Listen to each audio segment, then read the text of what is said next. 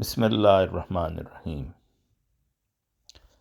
Geneva کے تحقیقاتی مرکز سرن میں ڈاکٹر عبدالسلام کی تھیوری کے تجرباتی ثبوت کا یادگاری سمپوزیم۔ مضمون زکریا ورک، کینیڈا۔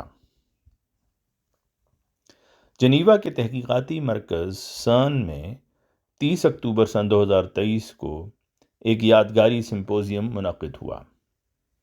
اس کا مرکزی موضوع ڈاکٹر عبدالسلام کی الیکٹرو ویک تھیوری کے وہ تجرباتی ثبوت تھے جو آج سے 50 سال قبل ملے تھے۔ ان دریافتوں کی پیشگوئی 3 سائنسدانوں شیلڈن گلاشو، اسٹیون وائنبرگ اور ڈاکٹر عبدالسلام نے برقی، مقناطیسی اور کمزور نیوکلیائی قوتوں کو یکجا کرنے والی تھیوری میں کی تھی۔ کائنات میں 4 بنیادی قوتیں پائی جاتی ہیں، یعنی gravity, electromagnetism, weak nuclear force اور اسٹرانگ نیوکلیئر فورس۔ مذکورہ سائنسدانوں نے الیکٹرو میگنیٹک برقی اور مقناطیسی قوت اور ویک نیوکلیئر فورس کو یکجا کرنے کا نظریہ پیش کیا۔ اس تھیوری کی صداقت ثابت کرنے کے لیے سرن کی تجربہ گاہ میں تجربات کیے گئے تھے۔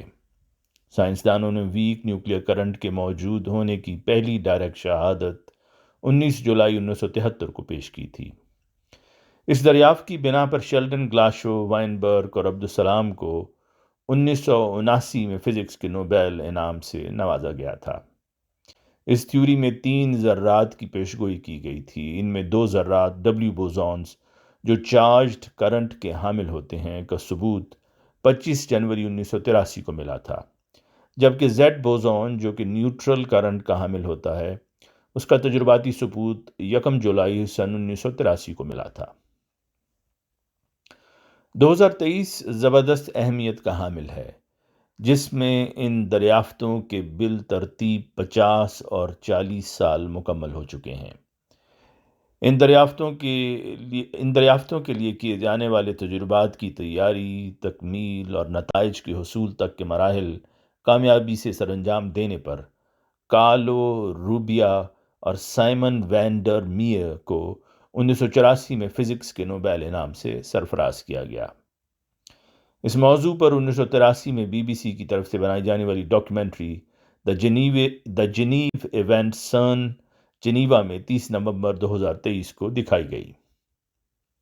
یادگاری سمپوزیم۔ سرن یعنی European centre for nuclear research میں یہ میموریل میٹنگ 2 حصوں میں تقسیم تھی۔ صبح 10 بجے اجلاس شروع ہوا، جس میں 4 سائنسدانوں نے ویک نیوکلیئر کرنٹ اور ڈبلیو اینڈ زیڈ پارٹیکلز کے موضوع پر تقاریر کیں۔ تقاریر کا یہ سلسلہ 11:30 بجے ختم ہوا۔ دوپہر کا اجلاس 2 بجے شروع ہوا، جس میں 3 معتبر سائنسدانوں نے تقاریر کیں۔ 3:15 پر وقفے کے بعد 3 مزید سائنسدانوں نے اس موضوع پر پرمغز تقاریر کیں اور یہ اجلاس 5 بجے ختم ہوا۔ خواہش مند قارئین مضمون کے اختتام پر دیے گئے لنک سے مزید معلومات حاصل کر سکتے ہیں۔ سرن کا تعارف۔ دوسری جنگ عظیم کے خاتمے کے محض 3 سال بعد نوبیل انعام یافتہ طبیعیات دان لوئس ڈی بروگلی نے یورپی طبیعیات کی لیبارٹری کا منصوبہ پیش کیا۔ ابتدائی طور پر 12 ممالک نے ایک معاہدے پر دستخط کیے اور یورپین مرکز برائے نیوکلیائی تحقیقات تشکیل دیا گیا۔ 1952 میں جنیوا، سوئٹزرلینڈ کو سرن کی لیبارٹری کے لیے جگہ کے طور پر منتخب کیا گیا۔ اس وقت سرن کے 23 ممالک ممبر ہیں۔ جاپان اور امریکہ اس کے آبزرور ممبر ہیں۔ 46 ممالک اس کے نان ممبر ہیں، جن میں کینیڈا بھی شامل ہے، جبکہ 10 ممالک کو ایسوسیٹ ممبر کی حیثیت حاصل ہے، جس میں پاکستان اور ہندوستان بھی شامل ہیں۔ یہاں اس وقت 19,000 لوگ برسر روزگار ہیں، جن میں 3,000 سائنسدان ہیں۔ LHC کو 1995 میں 2.6 بلین سوئس فرینک کے بجٹ کے ساتھ منظور کیا گیا تھا۔ سرن کا بجٹ 1,200 ملین سوئس فرینک ہے۔ Large Hadron Collider. CERN laboratory Geneva کے مضافات مائرن میں فرانس اور سوئٹزرلینڈ کی سرحد پر دیہی علاقوں کے نیچے بنائی گئی ہے۔ یہ تجربہ گاہ زمین کے اندر 100 میٹر گہرائی پر ایک سرنگ ٹنل میں گول دائرے میں گزرتی ہے۔ اس تجربہ گاہ کو بنانے میں 20 سال کا عرصہ لگا تھا۔ اس کی تعمیر پر $8 بلین لاگت آئی ہے۔ وہ گول سرنگ ٹنل جس کے اندر پروٹون سفر کرتے ہیں وہ 17 میل یعنی 27 کلومیٹر لمبی ہے۔ ہر پروٹون 27 کلومیٹر چھلے میں ہر سیکنڈ میں 11,000 مرتبہ گھومتا ہے۔ ہیڈرون کی شعاعیں جو برعکس سمتوں میں جاتی ہیں وہ قریب روشنی کی رفتار 1,86,000 میل فی سیکنڈ پر سفر کر کے واپس آپس میں ٹکراتی ہیں، یعنی 3 لاکھ کلومیٹر فی سیکنڈ۔ لارج ہیڈرون کولائیڈر کی بلڈنگ 7 منزلہ عمارت جتنی اونچی ہے۔ تجربات کے لیے جو کیمرے استعمال کیے جاتے ہیں وہ 60 میگا پکسل کے ہیں۔ سب اٹامک پارٹیکل سرنگ کے اندر خلا یعنی ویکیوم میں سفر کرتے ہوئے آپس میں ٹکراتے ہیں۔ تجربہ گاہ میں جو 9300 دیو قامت مقناطیس استعمال کیے گئے ہیں ان کا درجہ حرارت -271 -271 سیلسیس ہوتا ہے تاکہ وہ سپر کنڈکٹر بن جائیں۔ مقناطیسوں کے وسیع نظام پر 10,000 ٹن لوہا استعمال کیا گیا جو پیرس کے آئیفل ٹاور سے زیادہ لوہا ہے۔ سرنگ ٹنل میں ایسے مقناطیس اتارے گئے جو گریوٹی سے 1,00,000 گنا زیادہ طاقتور ہیں۔ مقناطیس کے اس فیلڈ کے درمیان 21 میٹر اونچا اور 14,000 ٹن وزنی چیمبر تعمیر کیا گیا۔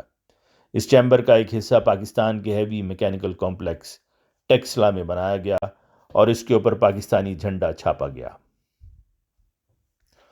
سرن میں ذروں کی تلاش کے لیے کئی ڈیٹیکٹرز استعمال کیے جاتے ہیں۔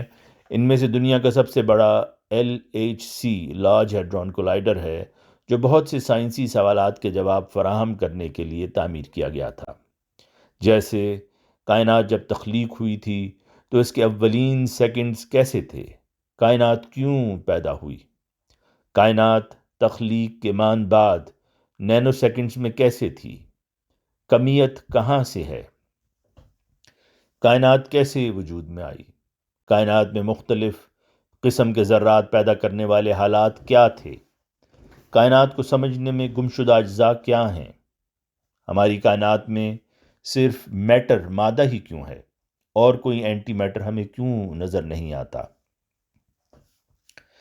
LHC سب سے زیادہ دستیاب ممکنہ انرجی پر پارٹیکلز کو آپس میں ٹکراتا ہے۔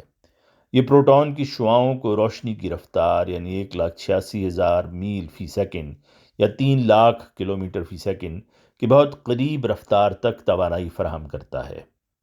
مخالف طور پر حرکت کرنے والی 2 شعاؤں کو انسانی بالوں کی چوڑائی سے کئی گنا چھوٹے حصہ تک لے جاتا ہے اور LHC سرنگ کے ارد گرد 4 مختلف مقامات پر ایک دوسرے سے ٹکرانے کے قریب لایا جاتا ہے، جہاں ڈیٹیکٹر ایٹلس، CMS اور LHC-B واقع ہیں۔ ٹکراؤ کے وقت LHC میں ناقابل یقین دستیاب توانائی اور درجہ حرارت بے نہیں وہی ہوتا ہے جو 13.8 بلین سال قبل بگ بینگ واقعہ کے چند لمحوں کے بعد موجود تھا۔ بگ بینگ کے نظریے کے مطابق کائنات کا آغاز ایک یکسانیت سے ہوا تھا جس نے اچانک سے پھنسے ہوئے کمیت کو چھوڑ دیا، جس سے واقعات کے افق کے ذریعہ ایک نئی کائنات کی تخلیق ہوئی۔ جب LHC میں ٹکرانے والے ذرات ٹوٹتے ہیں تو نئے ذرات جنم لیتے ہیں۔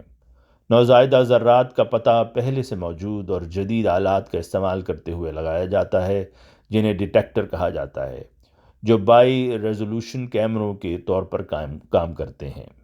نئے ذرات پر مشتمل اعداد و شمار کا تجزیہ کر کے ذرات کی خصوصیات اور ان میں موجود قوتوں کا تعین کیا جا سکتا ہے۔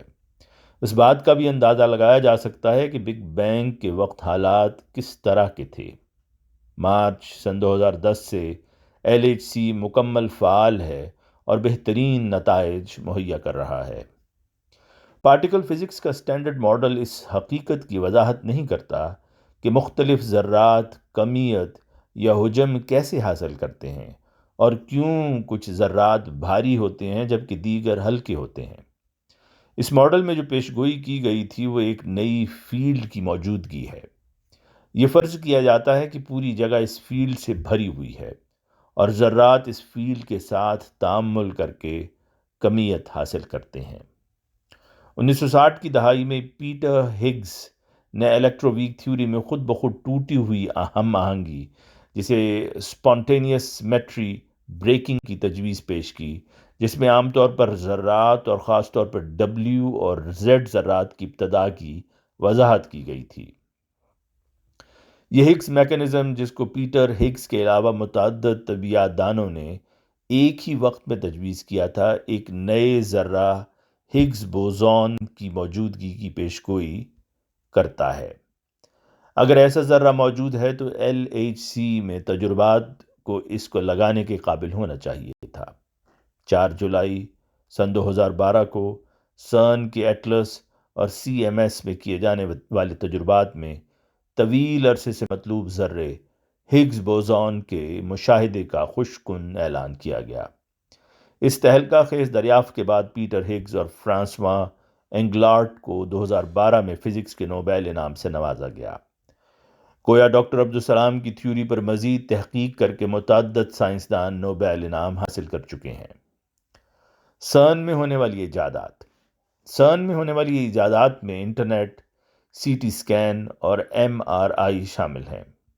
برطانوی سائنسدان ٹم برنرز لی نے 1999 میں ورلڈ وائڈ ویب بنایا، جس سے انٹرنیٹ مار سے وجود میں آیا، جس نے پوری دنیا کو آپس میں منسلک کر دیا اور یوں سائنسدانوں کو آپس میں رابطے اور معلومات کا تبادلہ آسان ہو گیا۔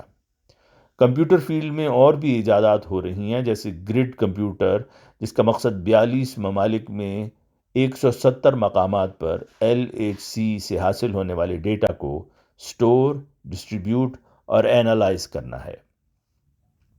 سرن میں پاکستان کا تعارف 1960 کی دہائی میں پاکستان کے مہر درخشاں سائنسدان ڈاکٹر عبدالسلام کے ذریعہ ہوا۔ عبدالسلام کی تجویز پر حکومت پاکستان اور سرن کے مابین ایک غیر رسمی تعاون قائم کیا گیا۔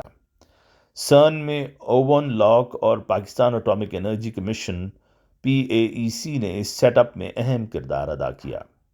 اس دوران پاکستان سے تعلق رکھنے والے پارٹیکل طبیعیات دانوں کو قلیل مدتی دوروں کے ذریعہ سرن میں تحقیقی کام کرنے کا موقع ملا۔ یہ 1997 کی بات ہے، جب PAEC اور سرن کے مابین CMS ڈیٹیکٹر کے 8 مقناطیسی سپورٹس کی تعمیر کے لیے 1 ملین سوئس فرانک کے معاہدے پر دستخط کیے گئے۔ سن 2000 میں CMS میون سسٹم کے لیے ریزسٹیو پلیٹ چیمبرز RPC کی تعمیر کے معاہدے پر دستخط کیے گئے۔ پاکستان نے نہ صرف $1 کروڑ کی مالی معاونت کی، بلکہ CMS ڈیٹیکٹر کی تیاری کے دوران مین پاور بھی فراہم کی۔ یہ بات قابل ذکر ہے کہ امریکہ اور یورپی اداروں سے وابستہ پاکستانی پوسٹ ڈاک اسکالرز اور طلباء اس پورے منصوبے کو کامیاب بنانے میں بھرپور کردار ادا کرتے رہے ہیں۔ سرن میں پاکستانی احمدی خاتون سائنسدان۔ اس وقت یہاں مظفر گڑھ میں جنم لینے والی پاکستانی احمدی سائنسدان ڈاکٹر منصورہ شمیم ریسرچ کا کام کر رہی ہیں، جنہوں نے راقم کو اس سمپوزیم کی اطلاع دی اور ضروری معلومات فراہم کی۔ ڈاکٹر صاحبہ یہاں ستمبر 2023 میں پوسٹ ڈاک کیریئر فیلوشپ پر آئی ہیں۔ اس سے پہلے وہ 6 سال 2008 سے 2014 سرن میں سائنسی تحقیقاتی کام کر چکی ہیں۔ ان کو بتایا گیا کہ اس سال 50,000 سائنسدانوں نے 170 اسامیوں کے لیے درخواستیں دی تھیں۔ ڈاکٹر صاحبہ اس لحاظ سے خدا کے فضل و کرم سے بڑی خوش قسمت ہیں۔ ان کا ایک تفصیلی انٹرویو الفضل ربوہ میں 10 جون سن 2013 کو شائع ہوا تھا۔ ڈاکٹر صاحبہ نے بتایا کہ میرا تحقیقی کام LHC میں ایٹلس ڈیٹیکٹر کے ذریعہ جمع کردہ اعداد و شمار کا تجزیہ کرنے پر مبنی ہے۔ اس وقت میں جس خاص شعبے پر توجہ مرکوز کر رہی ہوں اس کو ٹریگر کہا جاتا ہے۔ آسان لفظوں میں یہ وہ مرحلہ ہے جہاں ایٹلس ڈیٹیکٹر فیصلہ کرتا ہے کہ پروٹون سے ٹکراؤ سے ہر سیکنڈ میں پیدا ہونے والے 40 ملین ایونٹس میں سے ہمیں کون سے دلچسپ ایونٹس کو محفوظ کر لینا چاہیے۔ اس عمل میں ہارڈ ویئر اور سافٹ ویئر دونوں شامل ہیں۔ میں زیادہ تر سافٹ ویئر پر کام کر رہی ہوں۔ میں جزوی طور پر فیزر ایکسپیریمنٹ پر بھی کام کر رہی ہوں تاکہ میوآنز پر مشتمل ایونٹس کے پس منظر کا تجزیہ کیا جا سکے۔ فیزر ڈیٹیکٹر ایٹلس ڈیٹیکٹر سے تقریباً 480 میٹر کے فاصلے پر واقع ہے۔ ایک بار مجھے ڈیٹیکٹر کے غار کیون اور LHC ٹنل کے ایک حصہ میں جانے کا موقع ملا تھا۔ شافٹ میں 90 میٹر زمین کے اندر جانا ایک دل ہلا دینے والا غیر معمولی تجربہ تھا۔ سن میں پاکستان کو بہت عزت دی جاتی ہے، جس کی بڑی وجہ پاکستان کے نوبیل انعام یافتہ سائنسدان ڈاکٹر عبدالسلام ہیں۔ ان کے نام پر سن میں ایک سڑک کا نام روح عبدالسلام ہے۔ یہ یگانہ روزگار سائنسدان کی سائنسی خدمات کے اعتراف میں ہے، جس کو لوگوں نے اپنے وطن میں مذہبی نفرت کی نظر کر دیا، مگر دنیا ان کے گن گاتی ہے۔ پھونکوں سے چراغ بجھایا نہ جائے گا۔ آخر میں کچھ ریفرنسز دیے گئے ہیں، جن میں سے ایک electroweak milestone 50 years of neutral currents 40 years of W and Z bosons. یہ پبلیکیشن انڈیکو کی ہے، CERN.ch پر موجود ہے۔ اسی طرح CERN screening of the Geneva event November 30 2023، یہ بھی انڈیکو پہ ہے۔ اسی طرح تیسری the Geneva event short version CDS video CERN۔ تحریر کرنے والے دوست لکھتے ہیں کہ راقم السطور ڈاکٹر منصورہ شمیم صاحبہ کا ممنون احسان ہے کہ انہوں نے اس مضمون پر نظر ثانی فرمائی۔ آواز مرزا عمران احسن۔